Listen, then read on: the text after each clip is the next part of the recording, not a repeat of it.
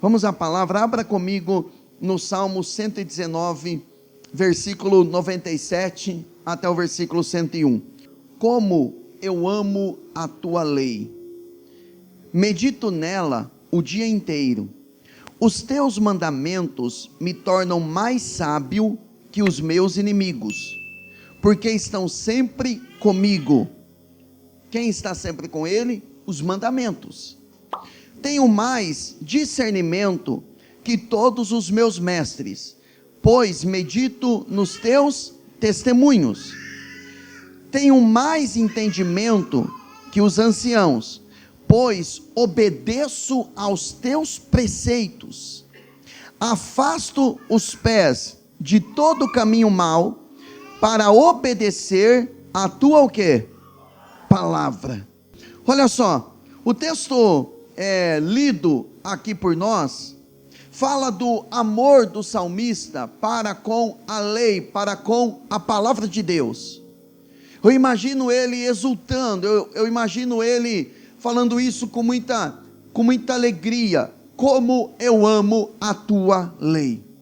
Já alguns cultos aqui, nós temos ensinado debaixo de uma temática: prepare-se para conquistar. E eu tenho partilhado aqui princípios que nos levam a entrar naquela terra que Deus tem para as nossas vidas. E o primeiro princípio que eu ministrei há 2 semanas atrás foi o princípio da meditação. Meditar é você pensar, refletir em cima de uma palavra que o Senhor traz ao seu coração. Você está fazendo uma leitura de um texto, você está orando, vem um texto no seu coração, e aquele texto começa a tomar o seu coração, como se ele arrebatasse o seu coração, e você não consegue sair dele, você fica preso nele, e aí você não consegue avançar. Por quê? Porque Deus está querendo mexer com você dentro daquele texto, dentro daquela palavra. Então a meditação, ela vai gerar em nós um processo de escuta da voz de Deus, e você começará a ser mais sensível para ouvir a voz de Deus no seu espírito. Então Deus falou para Josué, quando Moisés morreu, Josué assume uma empreitada, uma missão difícil de substituir Moisés e meter aquele povo na terra prometida. E Deus fala para Josué: Josué, ser forte e corajoso, porque você fará esse povo herdar a terra que eu prometi aos seus antepassados. E Deus vai orientar o Josué como ele poderia extrair coragem, como ele poderia extrair sabedoria, direção, discernimento, condições para colocar todo aquele povo, uma nação inteira, na terra prometida. E ele fala para Josué: medita na minha lei de dia e de noite, porque se você fizer isso, ninguém vai resistir você todos os dias da sua vida, porque eu serei com você. Uma pessoa que medita na palavra de Deus, é uma pessoa que ela vai vencer todas as resistências que surgem na vida dela. Meu irmão, eu e você, para termos um relacionamento com o Pai, e para cumprirmos a nossa vocação, sofreremos resistência. No entanto, algumas pessoas, quando elas se deparam com uma resistência, o que é que elas fazem? Elas recuam, porque elas olham para aquela resistência como uma muralha, como um muro intransponível, como uma barreira que ela não tem condições de superá-la. Mas o Davi, ele disse: com o meu Deus eu saltarei muralhas e vencerei exércitos. Então, quando uma pessoa ela tem a meditação na palavra, e ela tem uma diretiva, uma direção de Deus, então quando ela se depara com uma resistência, ela não para, ela continua avançando, porque Deus falou com Josué: Josué, ninguém poderá resistir você todos os dias da sua vida, como fui com Moisés, eu também serei contigo. Meu irmão, como ele foi com os grandes homens e mulheres de Deus, que foram registrados aqui na palavra de Deus, ele também é comigo, ele também é com você. Então, quando separamos tempo para meditar na palavra, nós recebemos então o aval, a direção, a diretiva dele para avançarmos. Por isso que o salmista está dizendo: como eu amo a tua lei, ela é a minha meditação o dia inteiro. Por quê? A meditação na palavra vai fazer você tornar-se mais sábio do que os seus inimigos. Quando o inimigo está armando uma cilada, alguma coisa para pegar você, para destruir você, a sabedoria que você recebeu de Deus é muito maior do que a inteligência que ele tem para armar ciladas, porque você recebeu uma sabedoria que vem de Deus, uma sabedoria que vem do Pai, por meditar na palavra de Deus. A sabedoria de Deus, ela não vai vir sobre você. Um dia você está andando e do nada Deus fala: toma a minha sabedoria. Não, a sabedoria dele vem por intermédio da meditação na palavra. Quando você pega um cristão que está fraco na fé, abandonando o seu chamado, abandonando aquilo que Deus o chamou para fazer, é porque ele deixou a meditação da palavra de Deus há muito tempo. Porque a palavra é a nossa força, a palavra ela nos afia para executarmos o nosso chamado. Não são as resistências que fazem uma pessoa recuar, é a falta de meditação na palavra. Ou às vezes ela até medita, ela ouve a voz de Deus, mas ela é intimidada por um espírito de intimidação que vem para bloquear e a pessoa recua. Então nessa manhã eu quero encorajar você a não recuar em hipótese alguma. Você separa tempo para ouvir a voz de Deus. E aí, já no domingo anterior, nós demos aqui o segundo princípio, que é guerrear em oração. Que aqueles que são maduros na fé, e eu tenho o exemplo de Epáfras. Vamos lá para Colossenses capítulo 4, verso 12 e 13. Epáfras foi um homem, um líder maduro, responsável. E lá em Colossenses 4, 12, o apóstolo Paulo dá um testemunho a respeito dele. E ele diz: Epáfras, que é um de vocês e servo de Cristo Jesus, envia saudações. Ele está sempre batalhando por vocês em oração. A palavra batalhar aqui é a palavra agonizar. Isso mostra que ele batalhava, ele lutava muito em oração, ele gastava as suas energias orando. Ao invés de gastar a sua energia pensando no problema, gaste a sua energia meditando na palavra, procurando em Deus saídas, soluções e resoluções, e gaste energia batalhando em oração. Então, ele fazia isso. Mas qual era o propósito dele? Para que, como pessoas maduras e plenamente convictas, continuem firmes em toda a vontade de quem? De Deus. A respeito dele, dou testemunho de que se esforça muito por vocês e pelos que estão em Laodiceia e em Hierápolis. Então ele estava batalhando em oração.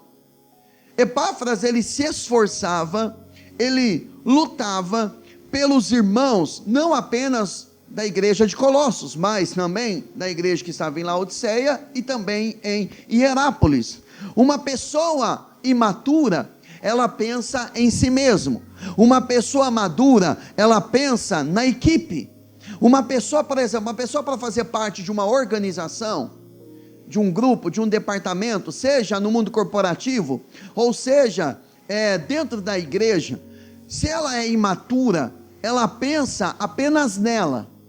Se ela é uma pessoa madura, o que ela faz? Ela pensa na equipe.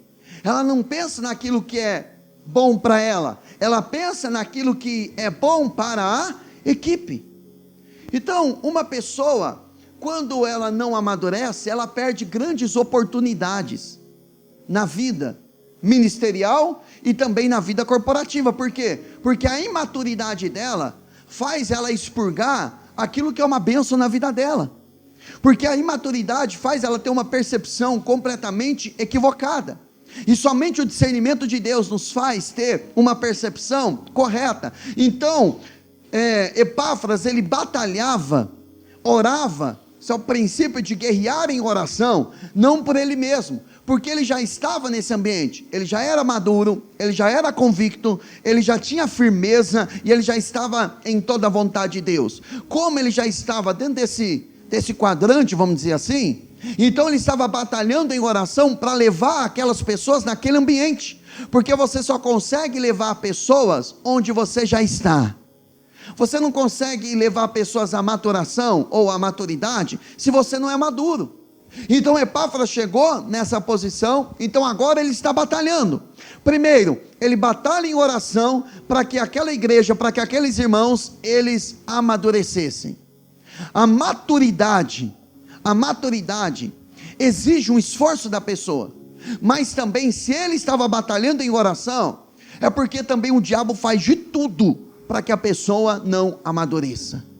Porque quando você amadurece na fé, você começa a desfrutar de coisas que Deus tem para você. Enquanto você não amadurece, você não tem muita diferença do escravo.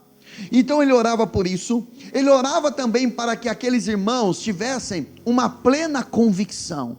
Essa convicção de que você está no caminho certo, de que você está trilhando o caminho do Senhor, de que você está na presença dEle. Essa convicção, ela serve como um fundamento para a sua vida, que apesar das lutas, das tempestades, das investidas do maligno contra você, ou apesar das tentações, isso não tira você da presença de Deus. Por quê? Porque você tem uma convicção, e essa convicção não é fruto do seu pensamento, da sua racionalização.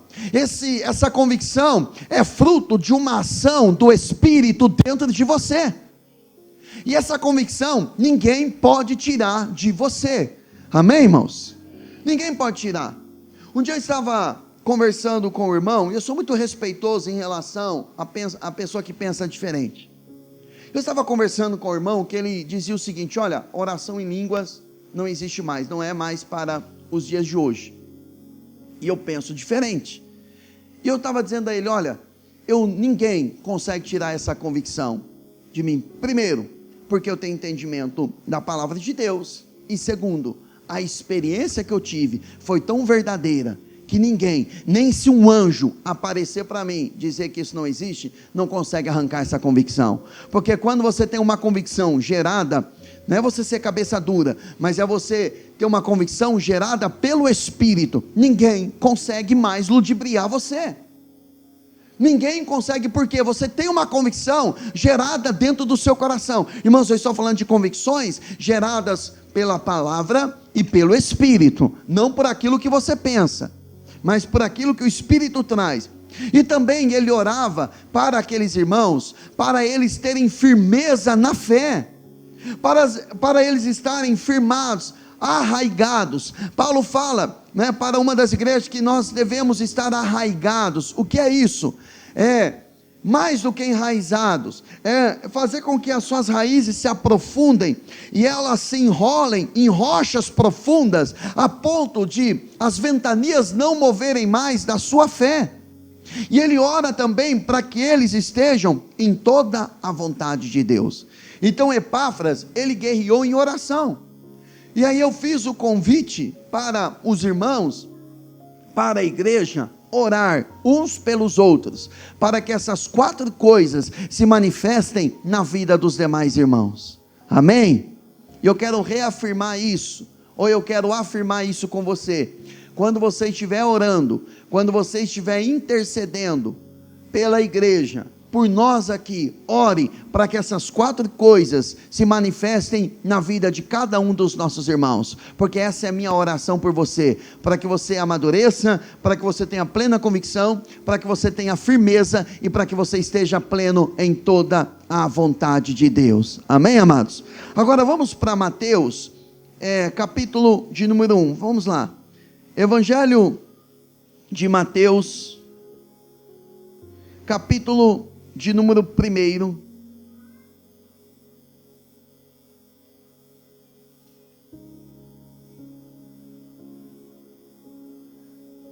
a partir do verso de número 18.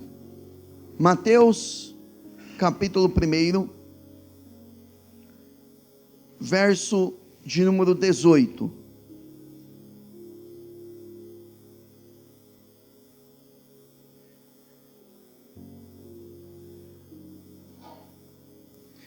O terceiro princípio que eu quero passar para vocês é o princípio de você se permitir ser trabalhado pela ação do Espírito e da palavra.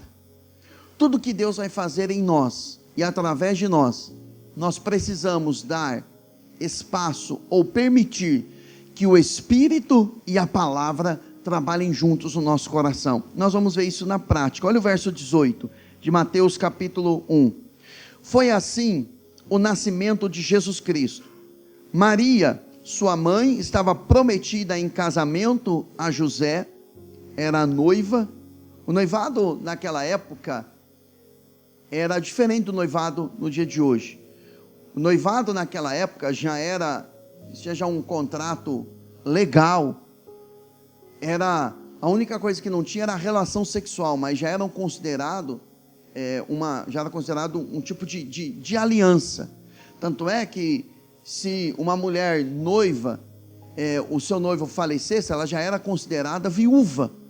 Então nós estamos falando de algo que já era certo. A questão do casamento aqui já era uma questão de tempo, porque o casamento em si já era o ato sexual. O ato sexual já era o próprio casamento. Por isso que quando você vê o caso de Isaac e Rebeca, eles se conheceram e já foram para a tenda, que já era um casamento. Casamento, relação sexual, biblicamente é já aliança de casamento. Mas vamos lá, avançando aqui. Mas antes que se unissem, achou-se grávida pelo Espírito Santo. Então, o que ela estava gestando dentro dela era do Espírito Santo. Por ser José seu marido, um homem justo, e não querendo expô-la à desonra pública, pretendia anular o casamento secretamente. Mas depois de ter pensado nisso, apareceu-lhe um anjo do Senhor em sonho e disse: José, filho de Davi, não tema receber Maria como sua esposa, pois o que nela foi gerado, o que estava dentro dela, procede do Espírito Santo. Ela dará à luz um filho, e você deverá dar-lhe o nome de Jesus, porque ele salvará o seu povo dos seus pecados. Tudo isso aconteceu para que se cumprisse o que o Senhor dissera pelo profeta: a virgem ficará grávida e dará à luz um filho, e lhe chamarão Emanuel, que significa Deus conosco. Ao acordar, José fez o que o anjo do Senhor lhe tinha ordenado, e recebeu Maria como sua esposa, mas não teve relações com ela, enquanto ela não deu à luz um filho, e lhe pôs o nome de Jesus. Veja bem, a Maria, ela tornou-se grávida, e o que ela estava gerando era uma ação direta do Espírito Santo. Então ela estava gerando dentro dela algo que foi colocado por quem? Pelo Espírito Santo, amém, irmãos? Por isso que quando você começa a meditar na palavra, o Espírito vai começar a gerar em você algo que ele vai executar. Ela estava grávida por uma ação do Espírito, para que se cumprisse uma palavra que Deus havia dado pelo profeta, que a virgem ficaria grávida. Está lá no versículo 35, a virgem ficará grávida e dará à luz um filho, e lhe chamarão Emanuel. Emanuel significa Deus conosco. Então, ela ficaria, o que o profeta estava dizendo, pelo Espírito, que a virgem ficaria grávida, o que ela geraria dentro dela, era o próprio Deus. Jesus é Deus, amém, irmãos? Então ela estava gerando Deus conosco, Deus presente. Mas você consegue perceber uma ação conjunta de Espírito e de palavra? Então a meditação na palavra vai produzir em nós uma gestação gerada pelo próprio Espírito. Porque quando você separa tempo para ouvir o que Deus disse, o que Deus fala, o que Ele vai fazer, você receberá uma palavra rema, que é uma palavra revelada. Essa palavra no grego, ela tem duas palavras no grego. Tem a palavra logos e tem a palavra revelada. Falando a rema, falando assim bem, de forma bem simplista, logos é a palavra escrita, palavra viva. E o rema é a palavra revelada. Então, quando você está lendo a Bíblia, você vai perceber que num determinado momento uma palavra vai saltar aos seus olhos. E você vai ter a percepção, Deus falou comigo. E quando você tem essa palavra com você, quando você tem essa palavra dentro de você, essa palavra viva vai governar o seu coração e vai acontecer exatamente como ela disse. Por isso que hoje nós oramos de forma errada. Nós oramos para tudo. Nós vamos orar por uma situação, por uma circunstância, nós oramos e falamos, se for a tua vontade. Parece muito espiritual, mas isso mostra que nós não sabemos a vontade de Deus. Agora, faça um desafio com você. Pegue o livro de Mateus, de Marcos, Lucas, João e Atos, e veja como Jesus orava, e veja como os apóstolos oravam. Eles não chegavam diante do enfermo e falavam, Senhor, se for da tua vontade, cure ele. Se não for da tua vontade, leve. Se for da tua vontade, multiplique os pães e os peixes. Se não for, deixa a gente passar a necessidade, porque talvez o Senhor esteja querendo nos ensinar alguma coisa. Não. Eles tinham convicção. Eles sabiam qual era a vontade de Deus antes mesmo deles orarem. Então, a oração, segundo a vontade de Deus, é uma oração fundamentada debaixo de uma direção de Deus. Então, às vezes nós queremos orar de forma desesperada, quando nós deveríamos separar um tempo para ouvir a voz dele. Porque você vai perceber que quando você ouve a voz de Deus, você tem autoridade, você tem convicção, e essa autoridade ela vai até trazer, você vai até transpirar ela. Você vai perceber que essa vontade de Deus, você vai começar a falar ela, antes mesmo dela acontecer. Ele não disse, Senhor, se for da tua vontade, ressuscite Lázaro. Não, ele disse, Lázaro, vem para fora. Ele disse para o paralítico, levante e ande. Ou seja, eles davam ordens. Pedro disse para aquele paralítico, eu não tenho prata, eu não tenho ouro, eu não vou suprir a sua necessidade, eu não vou lhe dar esmola, mas o que eu tenho, isso eu te dou. Em nome de Jesus Nazareno, levanta e anda. Eles não oraram para aqueles irmãos receberem o Espírito Santo. Eles impunham as mãos e eles eram cheios do Espírito Santo, porque eles caminhavam no nível de autoridade. Agora, essa autoridade não era maior na vida deles do que na minha e na sua vida. A mesma autoridade está sobre nós. No entanto, como nós negligenciamos uma vida de leitura da palavra e uma vida de oração, nós começamos a andar, substituímos a direção pela opinião. Consultamos 300 pessoas, ficamos em roda de conversa, vendo o que o outro acha, o que o outro pensa. Enquanto isso, o Espírito não consegue falar conosco, ou nós não temos os nossos ouvidos aguçados para ouvir a voz dele. Porque quando você tem uma convicção, ainda que os seus olhos não estejam vendo, você olha para aquela situação e você diz, vai dar certo. Por quê? Porque eu tenho uma palavra de Deus, porque eu tenho uma palavra do Senhor, porque Deus me deu uma palavra. Deus me deu uma palavra, e essa palavra que Ele me deu, ela vai se cumprir. Então eu vou falar para a situação, não vou morrer, não vou perecer, não vou viver escassez, eu vou viver toda a boa vontade de Deus. Porque você caminha nesse nível de autoridade, porque você tem uma palavra de Deus, gerada pelo Espírito, e Espírito e palavra agindo juntos, meu irmão, acontece milagres extraordinários. Então, antes de você ficar desejando coisas, busque de Deus uma palavra. Fala: Deus, me dá uma palavra. Você tem uma palavra para o seu casamento? Você tem uma palavra para a sua vida econômica? Para a sua vida ministerial? Para a sua vida espiritual? Se você não tiver uma palavra, meu irmão, você está perdido. Porque quando você enfrentar uma dificuldade, você vai recuar como um covarde. Porque você não vai ter no que se apoiar. Na hora da dor, na hora da dificuldade, você vai se apoiar no quê? No ombro de alguém? Encosta a cabecinha no meu ombro e chora? Vai chorar, mas não vai ter resposta. Você vai ter apenas o afago de alguém. Mas se você tem uma palavra, meu irmão, quando tudo sai do trilho, quando tudo foge do seu controle, você agarra aquela palavra e você diz: Deus me falou, e Ele vai se cumprir. E Ele vai cumprir. E o Espírito começa a agir. Em Lucas, quando o evangelista Lucas vai narrar esse fato, ele diz que a Maria, ela pergunta: como se fará isso?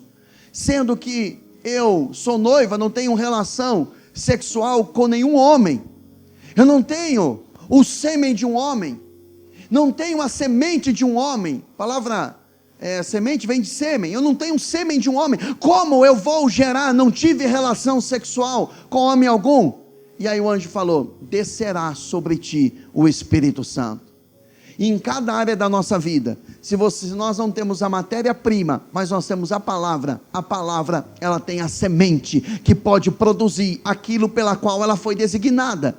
Então quem tem uma palavra, tem tudo. E se você acha que tem tudo, mas não tem uma palavra, na verdade você não tem nada.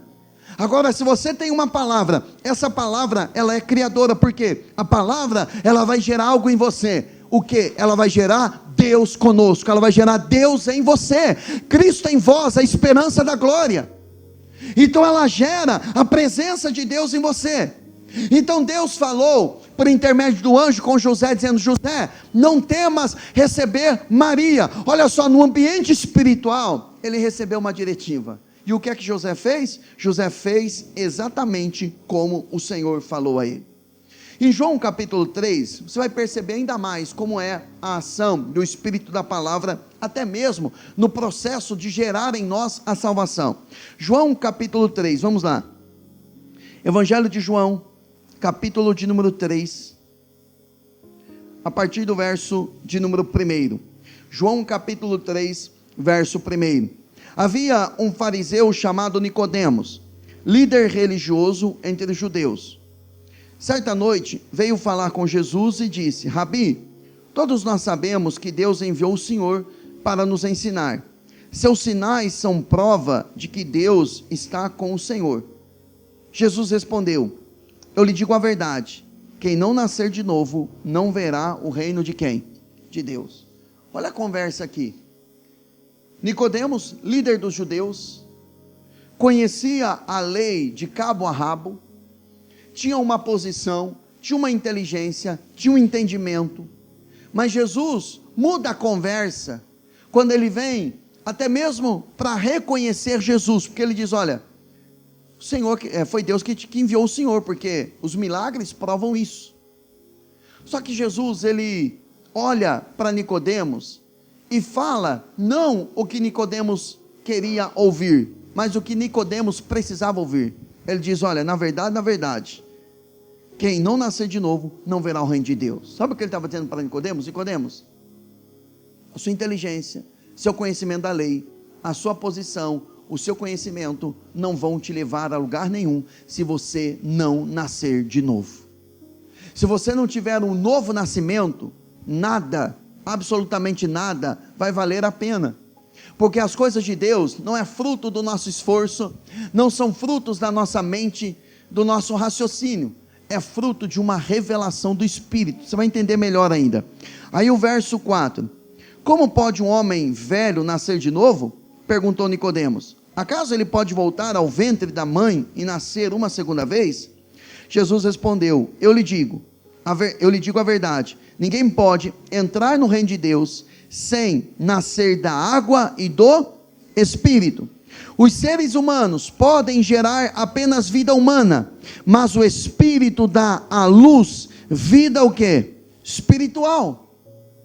Então ele estava falando de um novo nascimento, não de forma carnal, mas um novo nascimento de forma espiritual. E esse novo nascimento, que é a regeneração, ela é efetuada pela ação da água e do Espírito. A água não é o batismo nas águas, como alguns pensam. Alguns dizem, não, nascer da água tem que ser batizado nas águas, porque acaba associando, né? Quem crê e for batizado será salvo, quem não crê será condenado. O batismo nas águas, ele é o reflexo de uma pessoa, ou faz parte do processo da salvação. A pessoa reconheceu Jesus, então ela está salva, e por causa disso, ela vai demonstrar essa fé pública, passando pelas águas. Quem reconheceu Jesus, mas não passou pelas águas ainda, ou é por falta de entendimento, porque acha que tem que sentir no coração, e a Bíblia não fala que tem que sentir no coração. Eu acho que chegou o tempo, estou esperando o tempo de Deus. Não existe o tempo de Deus, o tempo de Deus é agora, é já, é momentâneo. Então, ou a pessoa não entendeu isso, ou ela, na verdade, tem medo ou vergonha de reconhecer publicamente que Jesus é o Senhor da vida dela. Mas o nascer da água simboliza ou significa o nascer da ação da palavra, porque a água ela tem um efeito de lavar. Quando nós olhamos, por exemplo, lá para Tito capítulo de número 3, versículo 5, Tito capítulo de número 3, verso de número 5.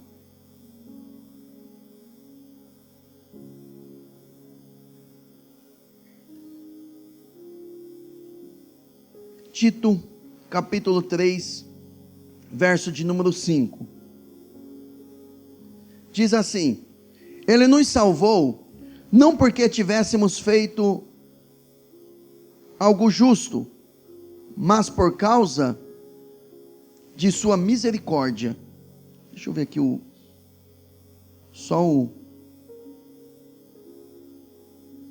coloquei na NVI agora, estava lendo na NVT, 3:5. Não por causa de atos de justiça por nós praticados, mas devido à sua misericórdia, Ele nos salvou pelo lavar, regenerador e renovador do Espírito Santo. Eu quero associar esse versículo aqui, quero ler também 1 de Pedro 1:23, e aí depois eu explico os dois em conjunto. Aqui fala do lavar, regenerador e renovador pelo Espírito Santo. 1 de Pedro 1:23, vocês foram regenerados não de uma semente perecível, mas imperecível, por meio da palavra de Deus, viva e permanente. Então você vê que Pedro está falando que a regeneração veio pela palavra. Paulo está falando que a regeneração veio pelo Espírito. Lembra que eu disse a ação dos dois? Espírito e palavra. Então o lavar simboliza a água. O que a palavra faz conosco? A palavra ela gera em nós uma consciência de que precisamos de um Salvador. A consciência que precisamos de Deus. O Espírito Santo, ele é responsável em nos convencer. Porque ninguém consegue convencer o outro, a não ser uma ação direta do Espírito Santo. Então essa ação dos dois gera isso em nós. Em Tito 3:5, fala que o Espírito Santo, ele fez duas obras em nós. Ele fez a obra da regeneração e ele fez a obra da renovação.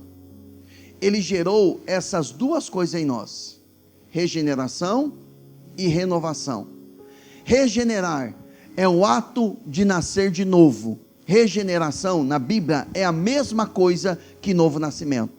Estávamos mortos espiritualmente por causa dos nossos pecados, e o Espírito Santo gerou vida em nós, e hoje nós temos a consciência de que nós precisamos buscar Deus. Sabe por que você está aqui essa manhã? Sentado, ouvindo uma palavra, adorando um Deus que você não vê, porque foi gerado em você, pelo Espírito, uma consciência de que você precisa buscar Deus. E só pode ter essa consciência uma pessoa que nasceu de novo, porque quem está morto espiritualmente acha que isso é perda de tempo. Não tente convencer alguém que não nasceu de novo a vir para esse ambiente, porque ele vai achar loucura. ele vai dar risada, não tem nexo para ele. Mas para aqueles que nasceram de novo, aqueles que foram gerados pelo Espírito Santo, essas pessoas, elas possuem essa consciência, o que elas mais desejam é ter a vontade do Espírito Santo na vida delas, amém, irmãos? Então regeneração é isso. E agora, ele também fez essa obra, o Espírito agindo em nós, a obra da renovação. O que é renovar? É revigorar alguém. Quando você está muito cansado, exausto, quando você dorme, você acorda e você diz assim: hoje eu estou renovado. Mas essa palavra no grego, pegue essa agora, essa palavra no grego para renovação, ela foi traduzida como renovação, porque não existe uma palavra no português próxima a essa palavra. Preste muita atenção nisso, porque essa renovação, ela significa, na verdade, você, óbvio, ser renovado, ter a força restaurada, mas você ter força maior do que antes de você perder a força. É um pouquinho meio confuso, mas é exatamente isso que o original tende a dizer. Ou seja, eu estou cheio de vigor, aí eu me desgastei com as lutas, com o meu trabalho, com as dificuldades, e aí eu fiquei sem forças, e aí eu durmo, eu não vou voltar ao estado que eu estava antes, não, eu vou ultrapassar esse estado, eu vou estar mais forte ainda, do que antes eu começar a gastar energia. Então é essa ação do Espírito Santo. Então a pessoa que foi regenerada, ela nasceu de novo, e quem já nasceu de novo, não precisa ficar renascendo novamente, não, você já está vivo espiritualmente, mas mesmo nascido de novo, tem momentos em que você tem algumas baixas na sua vida, que você precisa de uma renovação, e aí você medita, você ora, você busca Ele, você adora a Deus, e você recebe esse vigor novamente, e você se torna ainda mais forte, amém, irmãos? Eu estava comentando, nós estávamos num seminário agora, esse final de semana, lá na nossa igreja no Centro-Oeste, e na sexta-feira, no dia 5 de setembro, eu estava comentando com eles que eu estava completando 25 anos que eu desci as águas, na sexta-feira. Eu me batizei no dia 5 de setembro do ano de 99. Eu estava dizendo, parece que eu desci as águas ontem, porque hoje eu sou muito mais forte espiritualmente, eu tenho mais disposição e amor pela presença do que eu tinha 25 anos atrás. Então, espiritualmente falando, nós não podemos nem manter o mesmo, muito menos diminuir. O nosso amor por Jesus, ele tende a aumentar na proporção que nós caminhamos com Ele, desde que você caminhe de forma saudável, porque assim como o corpo, se você não se alimenta corretamente, com o passar do tempo, você vai perdendo energia, vai perdendo o vigor, mesmo ainda com uma idade, com pouca idade, mas espiritualmente é a mesma coisa. Se você não alimenta o seu espírito com uma palavra, com uma direção de Deus, contemplando a Ele, adorando a Ele, você tende a enfraquecer. Então quero encorajar você a buscar isso. Então o que é que o texto aqui está dizendo, está nos mostrando? Que nós precisamos desta ação de Deus e da palavra. Por isso que Jesus ele diz, quem não nascer da água e do Espírito, com letra maiúscula, Espírito Santo, não pode entrar no reino de Deus.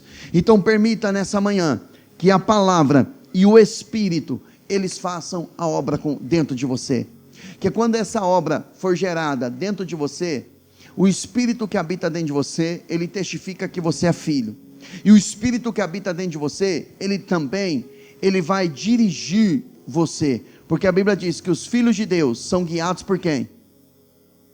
Os filhos de Deus são guiados por quem, irmãos?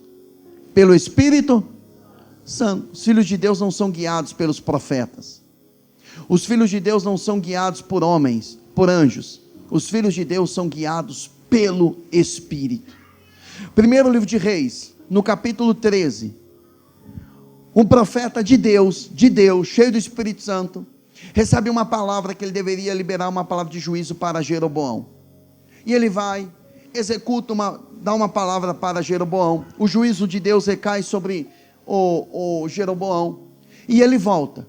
Quando ele está voltando, um profeta idoso, a Bíblia chama um profeta velho, ele fica sabendo do acontecido, e ele diz o seguinte, chama os filhos dele e fala, olha, arruma o jumento aqui que eu quero ir atrás desse profeta, eu preciso conhecer esse profeta aí. E ele então foi atrás, encontrou aquele profeta. Quando ele chegou diante daquele profeta novo, ele disse assim, olha, vamos para minha casa, eu quero preparar um lanchinho para você, um jantar para você. E aquele profeta novo, ele disse o seguinte, olha, o Deus que me mandou liberar uma palavra para Jeroboão, disse para mim, deu algumas orientações, não volte pelo mesmo caminho, não pare para falar com ninguém, e não pare para comer na casa de ninguém. Aquele profeta, para que você não seja executado, aquele profeta tinha uma palavra específica que veio da parte de Deus, mas o outro profeta velho, disse para ele, não, mas um anjo do Senhor esteve comigo, eu também sou profeta, o anjo do Senhor falou comigo, que é para você ir e comer comida na minha casa. Meu irmão, aquele cabeção, em vez de ouvir o que Deus falou com ele, caiu na besteira de ouvir o que Deus, entre aspas, falou com o outro, e ele entrou para comer. Quando ele termina de comer, o mesmo profeta que o ludibriou, recebeu uma palavra profética. Olha que interessante, porque uma pessoa mesmo fora da palavra, mas se ela tem uma vocação, ela ainda é usada. Por isso que Jesus disse naquele dia, muitos vão dizer, em teu nome eu profetizei, em teu nome eu expulsei demônio, porque o dom estava ativo. Dom é uma coisa, salvação é outra. E aí, o mesmo profeta se levantou e disse, você vai ser executado, porque você não vai voltar para sua casa, porque você descumpriu a palavra do Senhor. E aquele profeta novo, montou-se no seu jumento, voltando para casa, um leão o destroçou. E é interessante que o leão o matou e não o comeu, o leão ficou parado ao lado dele, todo mundo via e olhava o corpo daquele profeta. Era um profeta de Deus? Óbvio que era, mas aquele profeta não tinha convicção do que Deus falou com ele. Ele precisava de uma palavra de afirmação, ele precisava de algo externo. Quem é maduro na fé não precisa de algo externo, porque ele já tem um interno, tem o Espírito Santo dentro dele, testificando, o impulsionando, o levando a fazer a vontade de Deus. Então, se você criar isso na sua vida, você vai perceber que as direções do Espírito, elas serão mais claras no seu espírito, e você vai aprender a ser guiado por Ele. Amém? Nós vamos participar da ceia, nós vamos nos assentar à mesa com o nosso Senhor, e eu queria ler com vocês, primeira carta aos Coríntios, capítulo 11,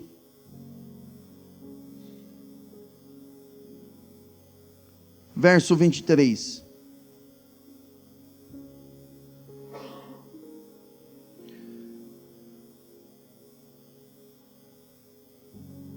eu quero ler a partir do verso 17, que a gente lê, geralmente nós lemos o texto fatiado, e nós não temos uma visão clara do que é ceia, e aí como nós não temos uma visão clara do que é ceia, nós achamos a ceia como se fosse um terrorismo na igreja, né? E aí muitas pessoas têm até medo da ceia, isso é religiosidade, mas vamos lá, primeira carta aos Coríntios 11, 17, diz assim, entretanto, nisto que lhes vou dizer, não os elogio, pois as reuniões de vocês mais fazem mal do que bem. Em primeiro lugar, ouço que, quando vocês se reúnem como igreja, há divisões entre vocês, e até certo ponto eu creio, pois é necessário que haja divergências entre vocês, para que sejam conhecidos quais entre vocês são aprovados. Irmão, nós ficamos apavorados quando tem divergência na igreja, não é? Ficamos apavorados. Estou falando como pastor, a gente fica apavorado. No entanto, Paulo está falando, é necessário, é bom, sabe por quê? Porque na hora da divergência, você faz separação de quem é aprovado e quem é reprovado. Na hora da divergência, os maduros se manifestam. Na hora da divergência, os imaturos também se apresentam, e os maduros também. Os sinceros são os que são aprovados. Aí o 20, quando vocês se reúnem, não é para comer a ceia do Senhor, porque cada um come sua própria ceia, sem esperar pelos outros. Assim, enquanto um fica com fome, o outro se embriaga. Será que vocês não têm casa onde comer e beber? ou desprezam a igreja de Deus e humilham os que nada têm, que lhes direi? Eu os elogiarei por isso? Certamente que não. Como que era a forma deles cearem? Eles se reuniam, era o conhecido ou chamada festa ágape, a festa do amor. Eles se reuniam literalmente para comer, para beber, para fazer menção da morte e ressurreição do Senhor. No entanto, eles estavam se reunindo e de repente a reunião deles era: um comia antes do outro, um só comia, o outro só bebia.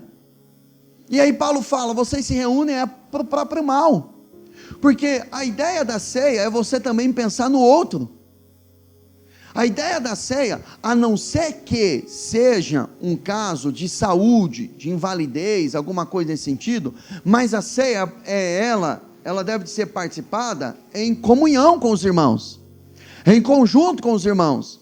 Então, eles estavam, aqueles que tinham mais condições, eles comiam, e deixavam aqueles que não traziam nada, porque eles literalmente, era o dia da ceia. O que eles faziam? Eles se reuniam, cada um levava um pouco, é o que nós chamamos hoje de junta-prato, né? Então eles faziam isso, só que aqueles que levavam comida, alguns iam lá e comiam, e aqueles que não tinham condições, ficavam sem comer. Então Paulo está corrigindo eles nisso, e ele diz o seguinte: olha, porque, o verso 23, porque eu recebi do Senhor o que também lhes entreguei, que o Senhor Jesus, na noite em que foi traído, tomou o pão, e tendo dado graças, o que é que ele fez? O que é que ele fez, irmãos? Partiu. Ele estava traído, ele foi traído, ele ia ser entregue, ele iria morrer, mas mesmo assim, o que é que ele fez com o pão? Ele partiu. Ele pensou no outro, ele deu para o outro, ele não pensou nele mesmo. E tendo dado graça, ele partiu e disse: este é o meu corpo, que é dado em favor de vocês, façam isso em memória de mim. Da mesma forma, depois da ceia, ele tomou o cálice e disse: este cálice é a nova aliança no meu sangue, façam isso sempre que o beberem em memória de mim, porque sempre que comerem deste pão e beberem desse cálice, vocês anunciam a morte do Senhor até que ele venha. Até quando nós vamos participar da ceia? Até que ele venha. Portanto, todo aquele que comer o pão, beber o cálice do Senhor indignamente, será culpado de pecar contra o corpo e o sangue do Senhor. Examine-se cada um a si mesmo, e então não participe da ceia. É isso que ele está falando? Não, ele está dizendo: examine-se, e então o que? Coma. Examine-se, então coma, participe do pão e beba do que? Do cálice. Ele não está dizendo: examine-se, se você vê que tem algum defeito em você, está com alguma deficiência, algum defeito de fábrica aí, então é melhor você não participar. Ele está mandando comer. Quando ele fala indignamente, é aquele que come sem discernir o corpo do Senhor, sem reconhecer Ele, sem reconhecer o Senhor, porque, irmãos, não vira um encontro de hipócritas, porque eu digo o seguinte: eu não estou em pecado, eu não cometi pecado nenhum, então eu participo da ceia. Vai falar a verdade, irmãos, quem é que não vai pecar depois? Quem é que não vai pecar depois? Quem é que não vai falhar depois? Todos nós vamos pecar, todos nós vamos falhar. Então seria, se nós participarmos por esse prisma, seria uma ceia de hipócrita, porque não, eu estou santinho, então é pelo meu mérito. Então, como eu sou certinho, redondinho na minha vida espiritual, então eu participo. Já o Léo, que não está bom das pernas, ele não participa. Estou usando ele porque está na minha reta aqui, né? E aí ele não participa. Não é isso, porque nós fazemos um terrorismo para participar, quando na verdade todos nós participamos pela graça e pela misericórdia de Deus. Isso não é defesa do pecado, de forma alguma, porque quando a pessoa está, estou falando de cristão, tá? De filho de Deus, quando ele peca, o Espírito já nos incomoda, não é assim? Nós vamos lá, pedimos perdão a Ele, nos lavamos, somos lavados pela palavra, pela misericórdia, mudamos a nossa mentalidade.